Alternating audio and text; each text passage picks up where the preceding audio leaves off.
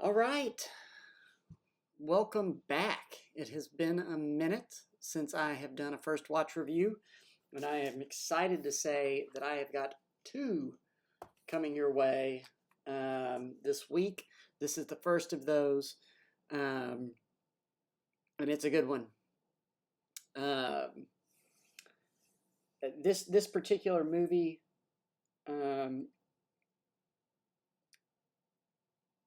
well, I don't know how to not necessarily give it away. Uh,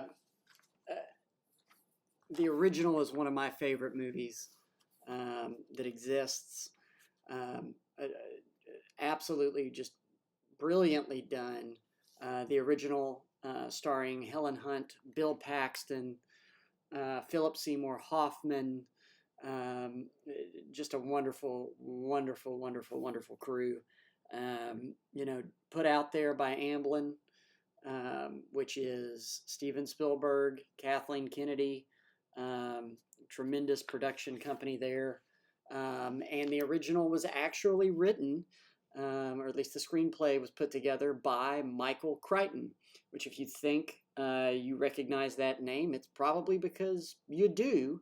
Michael Crichton is also known very well for writing Jurassic Park, another wonderful movie that hopefully we will have a review. And notice I use the word we. I may have some special guests and some really, really close friends of mine that we are going to do a full-fledged dive into Jurassic Park. But more on that as that gets a little bit closer. Right now, I want to focus on this particular movie. So, without further ado, let's dive in.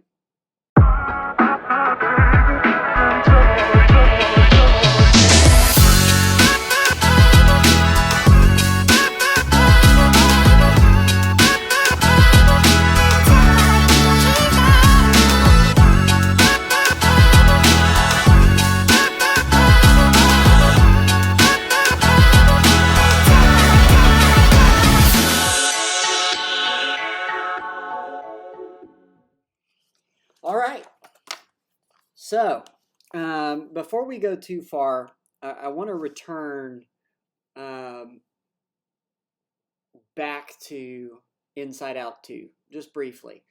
This is one that I have now brought up in 3 reviews, if you include its own review.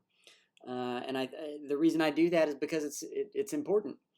First of all,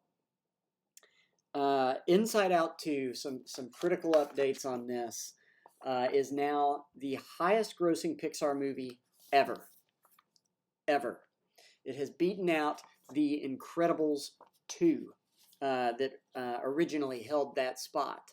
I believe now it has made over $1.45 billion in gross. So it's absolutely incredible, and I think I remember saying it was the 11th film to do so ever. Big kudos there. It is the second biggest opening for an animated film globally in history. It is the 4th highest grossing PG rated film, 4th highest grossing for an opener at domestic box offices for a PG rated film. Another big number there. And then finally, it is the biggest animated film of all time in 17 different countries currently. So, big kudos to Inside Out 2. Again, no one could be a bigger fan of seeing this happen than myself, being a huge Disney fan. In fact, I'm sitting here bringing up Inside Out 2 while wearing a shirt that has Merlin from Sword in the Stone on it, which I could talk a long time about the movie Sword in the Stone. So, and I'm sure that one's coming before too long. Pivoting from that, from Inside Out 2, let's talk about this weekend's box office, which will lead us into the movie I'm going to discuss. Inside Out 2 is still number 3 at the box office this past weekend. It ranks just underneath Despicable Me 4, which is at number 2. It was not in that top spot, I don't think, as long as Inside Out 2, but Despicable Me 4 continued the bulldozing at the box office in terms of success for animated films. So love getting to see that. Love seeing animated films really help hold up and be the foundation this year at the box office.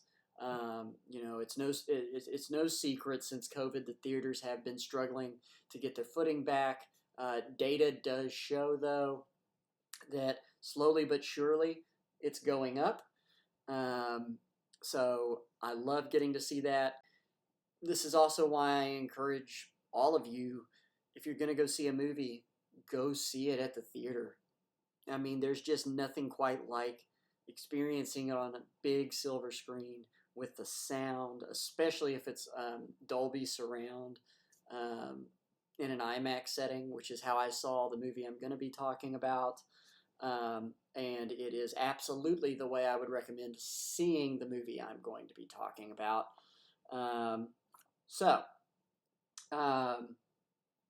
Love seeing that success for animated films holding up the box office. Speaking of the box office, the summer box office now has pulled in $2.1 billion. That's domestic, obviously. Let's talk about summer box office. What's the time period that is considered the summer box office? That is Memorial Day through Labor Day. That is the time period, the window, that can really kind of make or break years for our theaters and film in general. So it has pulled in $2.1 billion. Last year's was $4 billion. So it's got a little bit of a ways to go. And honestly, most of your big names have hit. I do think that it's going to cross over that $4 billion mark. I do hold out hope on that. I do think it's going to happen. We still have Deadpool and Wolverine to hit theaters. That's a big deal. That's going to get a ton of people to the theater. And then we have Alien Romulus, which I am pumped about. I think that's going to be an awesome addition to the Alien franchise. So I look forward to seeing that, and I look forward to informing you all about how that movie does. I think those will help. And also, there have been some surprises this year just in general. And that leads me right into the movie that I just saw. There have been surprises at the box offices. Not just in some films doing wildly better than anticipated, but some films doing, just better than anticipated. This is one of those movies. So this movie had the best opening weekend ever for, and this is absolutely a genre, y'all. We know about action, romantic comedy, drama, comedy just in general, disaster films. Disaster films include things like Dante's Peak, the movie Volcano,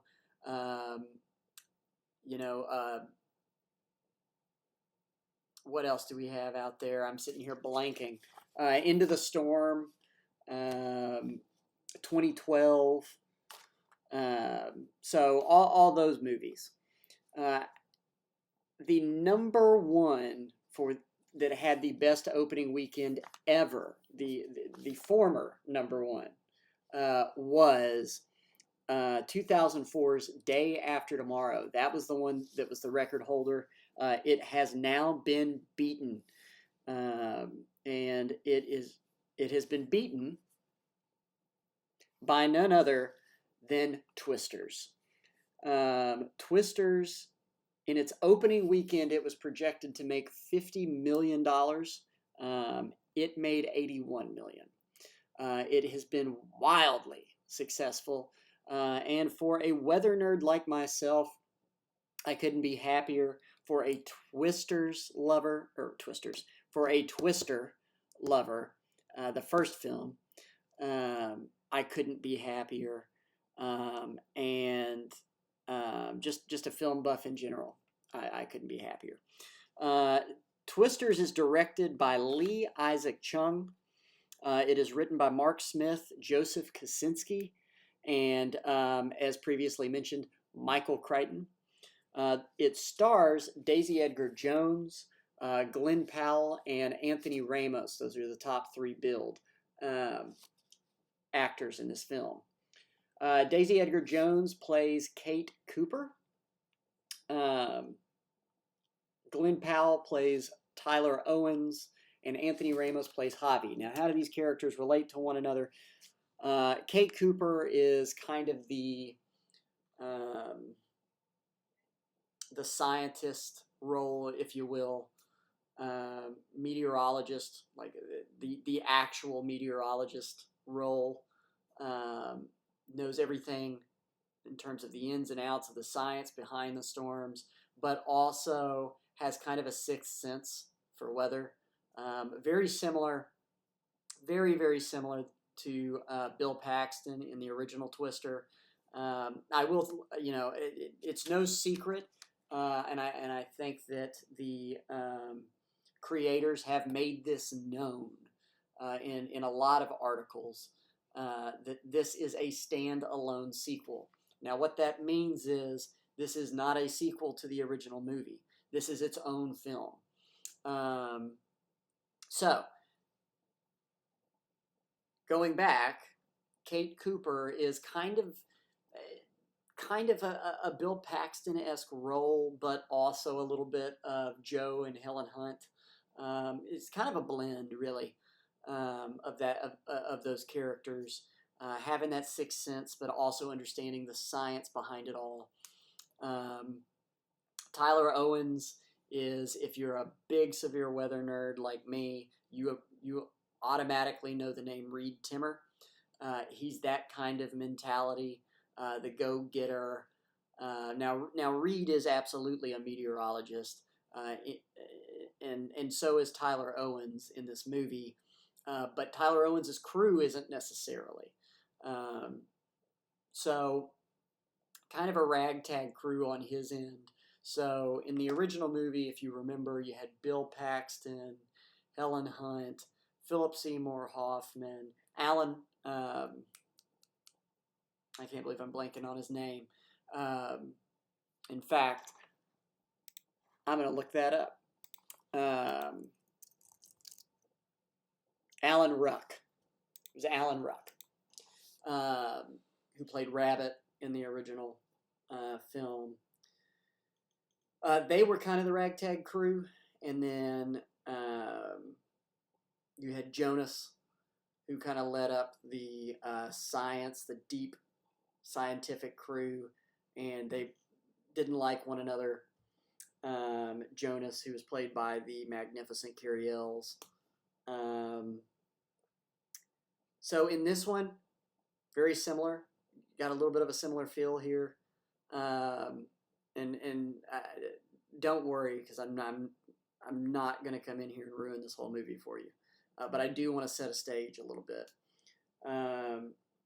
So that's kind of the two crews juxtaposed. And it's a very interesting dynamic. This leads into really the main thing that I really want to talk about. And that is that this movie is 1000% without a doubt a love letter to weather enthusiasts / hobbyists. Without a doubt.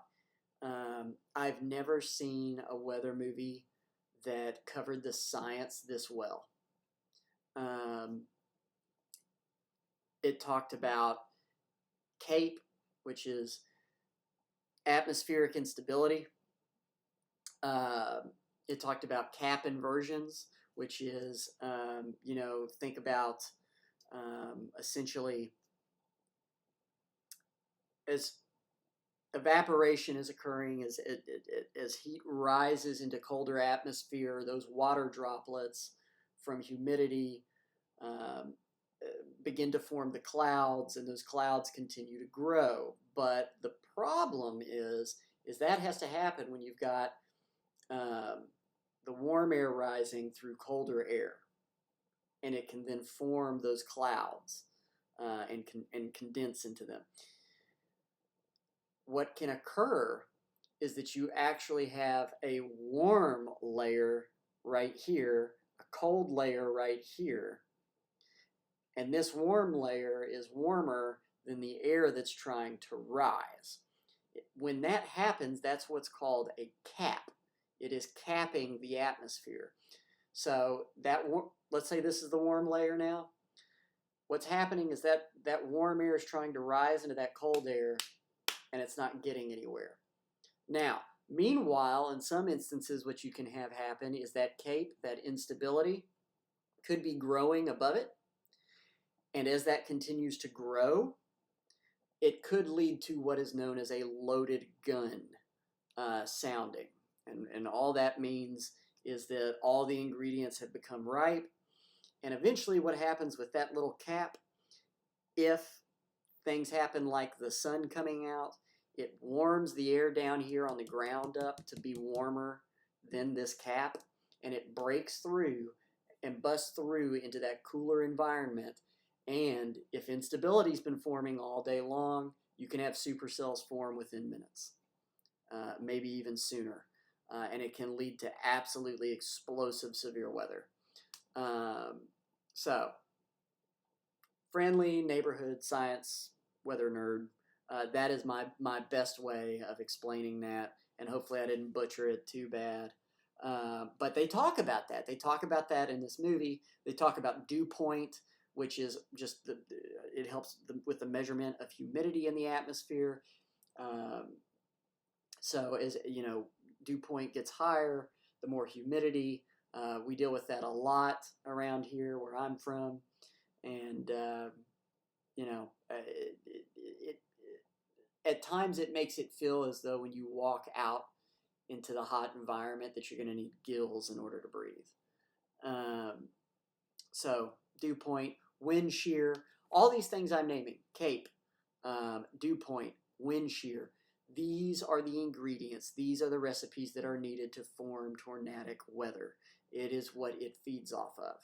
And you need all of it. So loved getting to see them cover that in this movie, and not just a parting glance. I don't think. I didn't feel that way, at least. I think they gave it its due.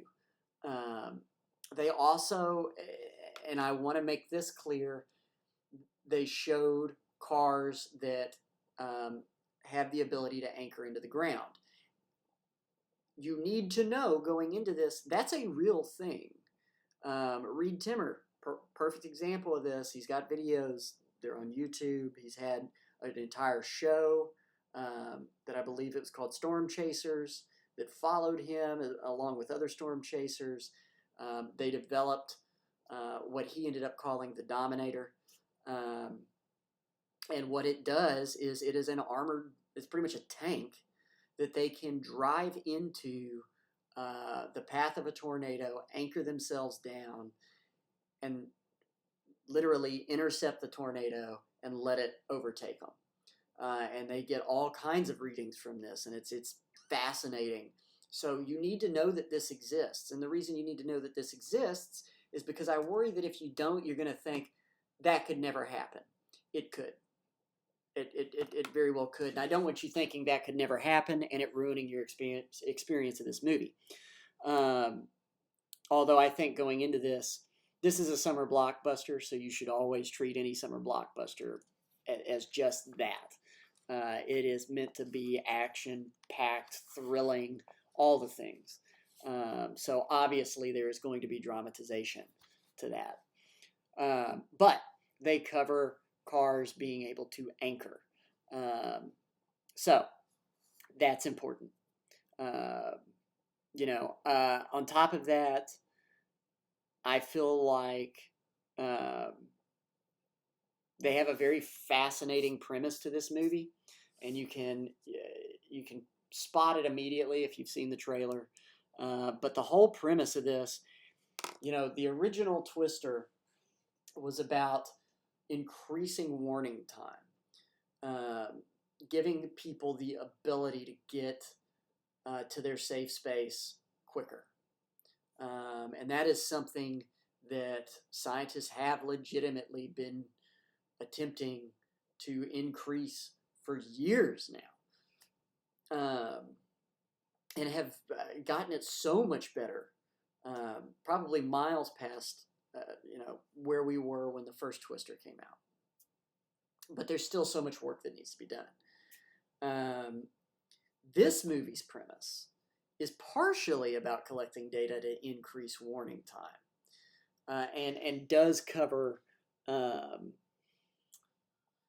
the importance of having that lead time.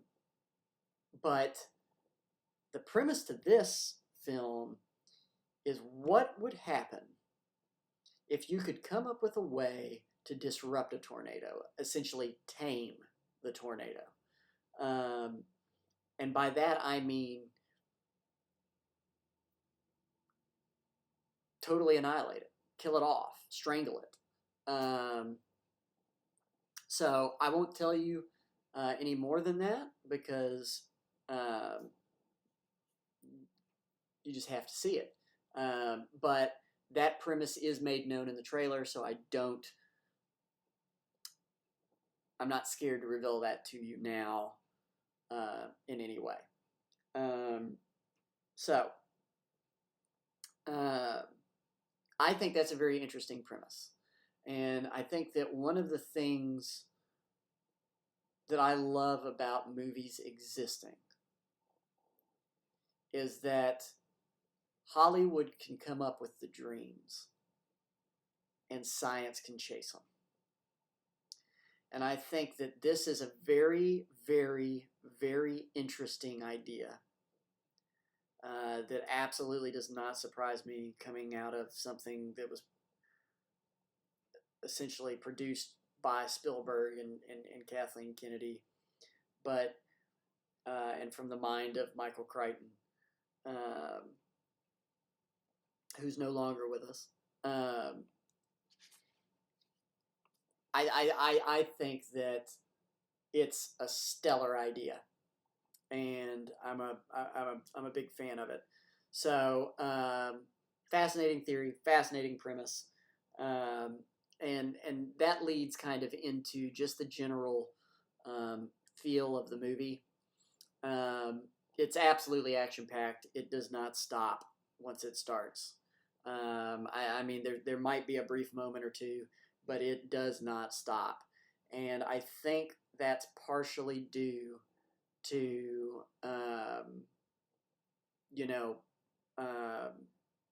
the fact that this is a movie about tornadoes. It should be a whirlwind. It should feel like a whirlwind. So I absolutely 1000% believe that's what they were going for here. They were kind of trying to set that unsettled tone. I think they hit it. I don't think you ever feel settled in this movie.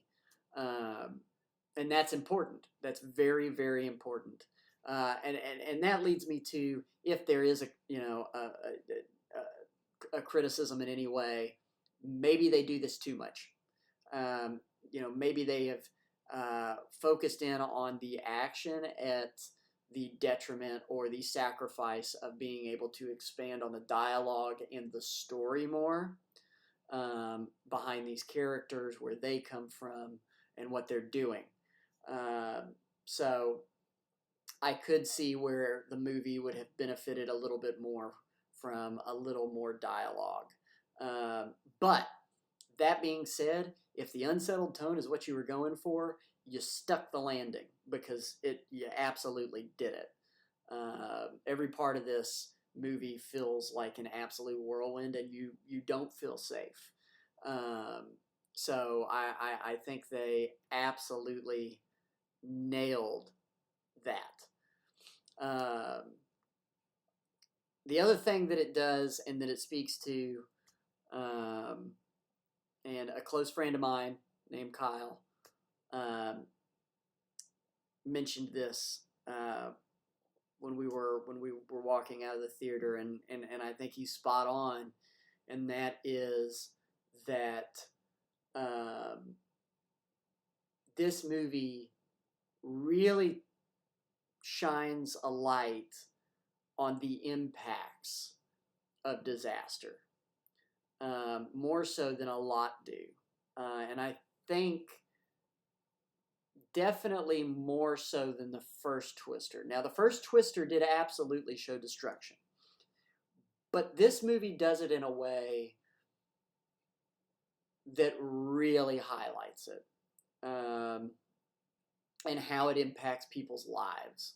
And I think that's important. And it shows, you know, the negative um, types of people um, that could seek to profit off of that, and the positive that could seek to try to prevent that from happening in the future. So, um, I think it does that really, really, really well, and I agree with Kyle on that front for sure. Also shows drones flying towards tornadoes. That is a real thing too. Numerous chasers out there are utilizing them now. They've been utilizing them. Reed Timmer, I can't. You're probably going to hear his name another 8 times before I'm done. But Reed Timmer, Ryan Hall, those guys, they're utilizing that kind of tech, and it's extremely important. And it actually captures good data, good visuals, that kind of thing. And speaking of good visuals, my understanding is that some of the shots that you see in this movie were actually captured by a drone, taking real shots of tornadoes during this, I want to say, the 2023 storm season. So that's massive. So anyway, so they include the drones. They have covered everything. The science, the tech. I cannot stress enough. This is a weather enthusiast's dream for a movie. It nailed it. It nailed it. Talking about theme within this movie, I think it speaks to how far you're willing to go to learn about something you love, um, you know, uh, and how much that love for that particular topic will drive you to keep going and keep going and keep going, to learn more and more and more, and hopefully leave the world a better place than you found it. I identify with that so much. I have an immense passion for a lot of things, and a lot of times it kind of pulls me, um, it wears me a little thin, I think, because I'm knowledgeable on a lot of topics, but I'm not an expert in any. Essentially, that kind of thing. Whether it be film, whether it be the weather, board games, whatever it may be. And I think that's a lot of people. But I think those people can identify with the fact of when you love something, it drives you. And this movie really shows that well. And then, I believe that this quote is uttered in the trailer. If it's not, I would be completely surprised. And I should know because I've watched the trailer probably 10 times. But Tyler Owens does have a quote in there where it's essentially him saying, you don't face your fears, you ride them. And I think that is kind of shining a light on another piece of this theme, and that is you don't run from something, you take it head on, and you let your passion drive you. It's just it. I can't state enough how good this movie was. It is absolutely a summer blockbuster, in every sense of the word. It lives up to that name, that title, and at the end of the day, I give this a 9 out of 10. I give it a 9 out of 10. You know, I think it could have benefited a little bit from some more dialogue and a little bit more story. I worry that it's nothing but action. And yes, there's such a thing as too much. So I do kind of worry about that a little bit. But I'm telling you right now, overall, that this movie, it's just a blast. It's a lot of fun, which is exactly what a summer blockbuster is supposed to be. This is not supposed to be some Oscar-winning, 4 Academy Award film. That's not what this is meant to be. This is meant to be a summer blockbuster. It's meant for you to have fun. And I think that you will absolutely have just that. A lot of fun with this movie. So, do yourself a favor. Get out there. Get to the theater. See it as soon as you can. While it's still in IMAX, go see it.